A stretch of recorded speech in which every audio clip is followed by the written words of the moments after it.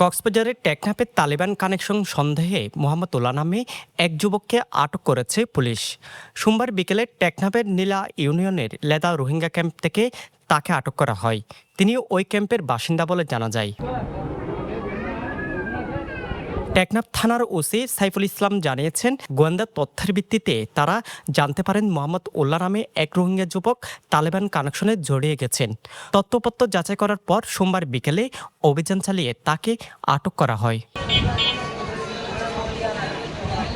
OC জানান, মোহাম্মদ উল্লাহ WhatsApp গ্রুপের মাধ্যমে তালেবানদের সাথে সক্রিয় ছিল। তার মোবাইলে সেই গ্রুপের প্রমাণও মিলেছে। এই নেটওয়ার্কের সাথে আর কে কে আছে তা জানতে অনুসন্ধান করা হচ্ছে বলে জানান। তার বিরুদ্ধে মামলা করে মঙ্গলবার আদালতে চালান দেওয়া হয়েছে বলে জানায় ওসি, এবং তার বিরুদ্ধে অন্যান্য আইনানুগ ব্যবস্থা প্রক্রিয়াধীন।